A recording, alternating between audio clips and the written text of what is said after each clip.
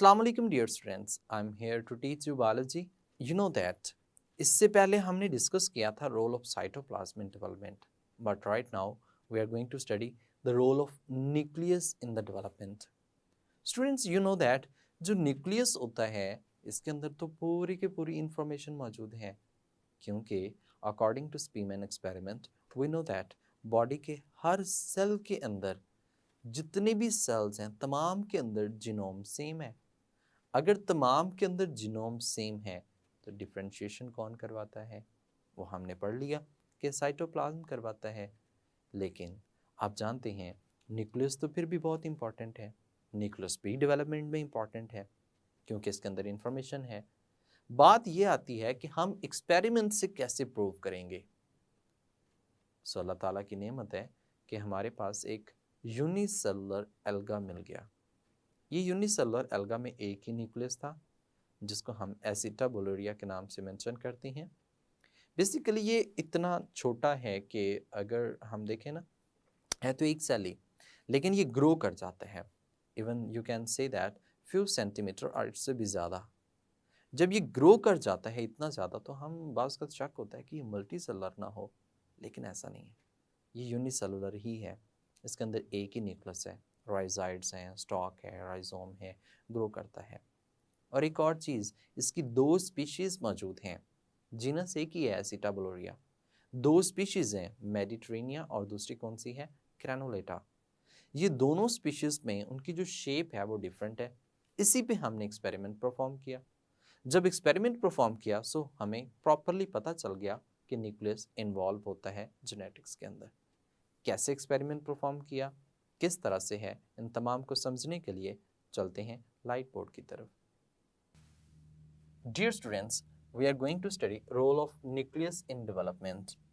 देखिए स्टूडेंट, जो न्यूक्लियस है ये भी जीन्स रखता है अपने अंदर, यानी कि तमाम जितना भी जेनेटिक मटेरियल है in the form of DNA वो किस में मौजूद होता है, क्रोमोसोम्स की फॉर्म में. और वो डीएनए जितना भी है वो सारे का सारा न्यूक्लियस के अंदर एग्जिस्ट करता है. अब हमने देखना ये है क्या न्यूक्लियस भी कोई रोल प्ले करता है. तो जाहिर सी बात है जितनी भी इंफॉर्मेशन है वो सारी की सारी तो न्यूक्लियस के अंदर ही मौजूद है. और किस फॉर्म में मौजूद है, जीन्स की फॉर्म में मौजूद है. इस तरह से हम कह सकते हैं कि न्यूक्लियस जो है ये भी डेवलपमेंट में रोल प्ले करता है. हम ये कह तो रहे हैं, क्या ये एक्सपेरिमेंटली भी प्रूव्ड है? जाहिर सी बात है एक्सपेरिमेंटली प्रूव करेंगे तो हमें ये कंफर्म होगा ना कि न्यूक्लियस जो है ये डेवलपमेंट में रोल प्ले करता है. जबकि ये बात तो हम जानते हैं न्यूक्लियस के अंदर क्रोमोसोम्स हैं और ये जो क्रोमोसोम्स हैं इनके अंदर डीएनए होता है. और जो डीएनए है that is a genetic information होती है इसके अंदर. और ये genetic information for the development of N organisms के लिए बहुत ज़रूरी होती है, बहुत अहम होती है. सो इस वजह से हम ये कह सकते हैं कि न्यूक्लियस जो है वो रोल प्ले करता है. क्वेश्चन इज दैट कि ये जेनेटिक इन्फॉर्मेशन किस फॉर्म में मौजूद है और इसकी सिलेक्शन कौन करता है. क्या ये वाकई ही अवेलेबल, वाकई ही इसमें इन्वॉल्व होता है या नहीं होता. तो डेफिनेटली इसे हम एक एक्सपेरिमेंट की मदद से डिटेल में डिस्कस करते हैं. देखिए ये एक्सपेरिमेंट बेस करता है एक एल्गा की बेस पे. हम इसे कहते हैं कि ये एक यूनिसेलुलर एल्गा होता है. इस यूनिसेलुलर एल्गा का नाम है एसिटाबुलरिया, यानी कि उसकी जीनस जो है वो है एसिटाबुलेरिया. ये इसकी जीनस का नाम है, जीनस. अब इसके ना दो स्पीशी हमारे पास मौजूद होती हैं, मतलब दैट इज़ अ जीनस. और जीनस की फिर आगे क्या मौजूद होती हैं, स्पीशीज मौजूद होती हैं. तो इसकी दो स्पीशीज हैं depending upon the morphological traits. इनकी मॉर्फोलॉजिकल ट्रेट्स की बेस पे हम इसको दो में डिवाइड कर लेते हैं. एक हम कह लेते हैं एसिटाबुलरिया ग्रैनुलेटा और दूसरा जो है वो एसिटाबुलरिया मेडिटेरेना. ये दो इसमें टाइप्स आ जाती हैं. तो एक जो है एसिटाबुलरिया मेडिटेरेना और दूसरा जो है वो एसिटाबुलरिया ग्रैनुलेटा जो है वो इसकी एग्जाम्पल में आता है.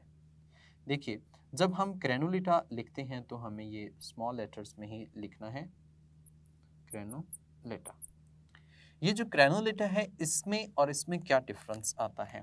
बेटा जी डिफरेंस ये है कि जो ग्रेनुलेटा है इसकी जो कैप होती है, कैप मतलब कि अगर हम इस तरह से एक सेल पर मुश्तमिल अलगा बनाते हैं तो एक की तो शेप इस तरह से है, ये इसका हम कहते हैं राइजाइट लाइक स्ट्रक्चर है, ये स्टॉक सा है जिसके ऊपर ये मौजूद होता है, और ये जो स्टॉक है इसके ऊपर यहाँ पे कैप सी होती है।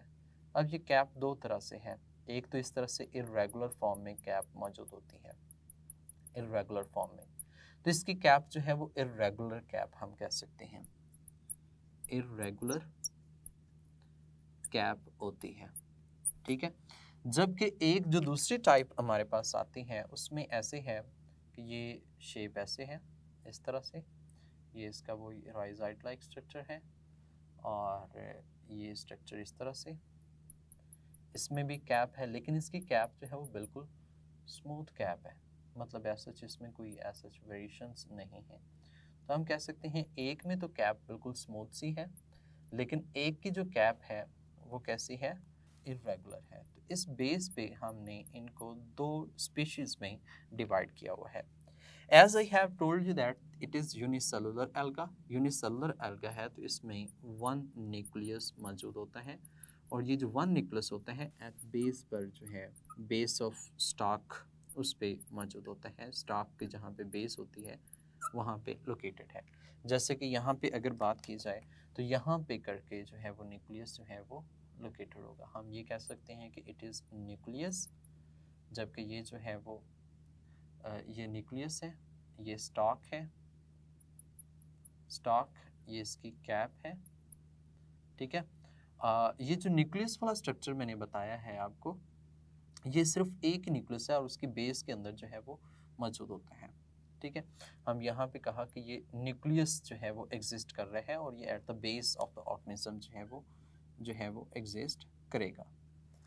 अब उन्होंने किया क्या कि ये जो एसिटाबुलेरिया है इनमें से एक की कैप को रिमूव किया, ये जो कैप को रिमूव किया और रीजनरेट किया ना, ये हैमरलिंग का काम था। हैमरलिंग एक साइंटिस्ट का नाम है, हैमरलिंग। इस साइंटिस्ट ने क्या किया, he showed that if cap removed, अगर कैप जो है उसको क्या कर दिया जाए, रिमूव्ड कर दिया जाए, उसको निकाल दिया जाए, तो इट रीजनरेट अगेन, तो ये दोबारा क्या कर जाती है, रीजनरेट कर जाती है। इसमें रीजनरेशन की कैपेबिलिटी जो है वो होती है, तो इट रीजनरेट अगेन, ये दोबारा रीजनरेट कर जाती है। That is the capability present in this acetabularia mediterranea, ये जो एल्गा है इसके अंदर ये कैपेबिलिटी जो है वो मौजूद है। अब उन्होंने क्या किया, इसकी कैप को रिमूव किया, इसकी भी कैप को रिमूव किया, इट कैन रीजनरेट अगेन। अब उन्होंने एक्सपेरिमेंट परफॉर्म किया, एक्सपेरिमेंट उन्होंने ऐसे परफॉर्म किया कि इसका जो स्टॉक है, इसका जो ये वाला पोर्शन है यहाँ से कट किया, सेम एज इट इज यहाँ पे भी कट किया। हम ऐसे इसको वर्डिंग में लेते हैं कि जो इन्होंने एक्सपेरिमेंट परफॉर्म किया था उस एक्सपेरिमेंट में क्या किया गया, यहाँ पे लिख लेते हैं एक्सपेरिमेंट। अब एक्सपेरिमेंट में उन्होंने क्या किया, दे रिमूव्ड न्यूक्लियस कंटेनिंग राइजोम, ठीक है। उन्होंने क्या किया, कट किया nucleus containing rhizome, nucleus containing rhizome, rhizome हम कह सकते हैं अंडरग्राउंड स्टेम को, जो कि इसमें मौजूद है लाइक दैट। ये जो न्यूक्लियस वाला पार्ट है ये उसने कट किया। जब उसने ये कट किया तो अब उसने इनको एक्सचेंज कर दिया, यानी कि जो एसिटाबुलेरिया का था ग्रेनुलेटा का, वो मेडिट्रीना में लगा दिया, मेडिट्रीना का किस में लगा दिया, ग्रेनुलेटा में लगा दिया, यानी कि उसने इनको एक्सचेंज कर दिया। और उसके बाद फिर उनकी कैप को रिमूव किया, कैप को रिमूव करने के बाद तो उनमें क्या होती है, रीजनरेशन होती है। अब इस रीजनरेशन का जो रिजल्ट था दैट वाज एस्टोनिशिंग, ये उसके लिए एक नई डिफरेंट चीज़ थी। आप ऐसे कह सकते हैं कि यही वो रिजल्ट था जिसकी बेस पे हमने इसको लिया है। जैसे कि हमने यहाँ पे दोनों स्टॉक को कट किया, कट करने के बाद हमने यहाँ पे ये जो ग्रीन कलर का है, या आप ऐसे कह सकते हैं मेडिटेरेनिया है, मेडिटेरेनिया की जगह पे हमने यहाँ पे ग्रेनुलेटा का पार्ट जो है वो लगा दिया। ऐसे कह सकते हैं कि ये जो पार्ट है वो ये है, ठीक है, सेम एज इट इज़। यहाँ का जो पार्ट है वो ये ऐसे ही था, ठीक है, और इसके ऊपर जो है उसने ग्रेनुलेटा का पार्ट लगा दिया, मतलब इसका पार्ट लगा दिया, ये वाला शिफ्ट करके उसने इधर लगा दिया, ठीक है। अब जो साइटोप्लाज्म है वो है ग्रेनुलेटा का, ठीक है, जबकि यहाँ वाला जो पोर्शन है that is removed and put it here, और उसको हमने यहाँ पे ग्राफ्ट कर दिया। जब हमने इसको उसके उसके पार्ट में ग्राफ्ट किया और उसके हिस्से को इसमें पार्ट में ग्राफ्ट किया, लेकिन दोनों का न्यूक्लियस जो है वो न्यूक्लियस कंटेनिंग पार्ट जो है वो उसी तरह से है। अब देखिएगा कैप रीजनरेट होगी, इसकी दोबारा बनेगी। क्या इसकी जो कैप बनेगी वो ग्रेनुलेटा के मुताबिक बनेगी या फिर इसकी कैप मेडिटेरेनिया के मुताबिक बनेगी? Same as it is. अब इसमें भी साइटोप्लाज्म जो है वो किसका है? मेडिटेरेनिया का, लेकिन न्यूक्लियस कंटेनिंग पार्ट किसका है? ग्रेनुलेटा का। क्वेश्चन इज दैट कि जो नई कैप बनेगी वो ग्रेनुलेटा के मुताबिक बनेगी या फिर इसमें मेडिटेरेनिया के मुताबिक बनेगी या फिर इसमें मेडिटेरेनिया के मुताबिक बनेगी। ये इसका नेक्स्ट जो है वो रिजल्ट हम कह सकते हैं होगा। अब लेकिन रिजल्ट पता क्या हुआ? रिजल्ट ये हुआ कि इसका जो न्यूक्लियस कंटेनिंग पार्ट था इस तरह से, इसकी जो ये वाला जो रीजन था ये तो साइटोप्लाज्मिक रीजन है, दैट इज ऑफ ग्रेनुलेटा, ये ग्रेनुलेटा का रीजन है, दैट इज ये डिफरेंट है। अब इसकी जो कैप है that is according to its base, वो इसकी बेस के मुताबिक है, इसके न्यूक्लियस के मुताबिक है। मतलब इसकी जो कैप बनेगी वो कैसी बनेगी? बिल्कुल स्मूथ कैप जो है वो इसकी जनरेट होगी, बिल्कुल एज लाइक पेरेंट्स, जैसे कि इसकी पेरेंट्स की कैप है उस तरह से इसकी कैप जो है वो जनरेट हो जाएगी। अब इसकी कैप कैसी बनी? स्मूथ। लेकिन यहाँ पे देखा जाए तो इसकी भी कैप जो थी वो बिल्कुल इरेगुलर थी एज लाइक ऑफ पेरेंट्स, बिल्कुल उस तरह से पेरेंट्स की जैसे कि उसके जीनोम के अंदर पार्ट जो है वो मौजूद है, यानी कि इसमें कैप जो बनती है वो as like parents irregular form में जो है वो डेवलप हो रही है। चाहे इसमें साइटोप्लाज्मिक कंटेंट जो है वो मेडिटेरेनिया का था, लेकिन इसकी जो कैप की डेवलपमेंट है दैट इज़ अकॉर्डिंग टू ग्रेनुलेटा, ये बिल्कुल ग्रेनुलेटा के मुताबिक इसकी कैप जो है वो मौजूद है।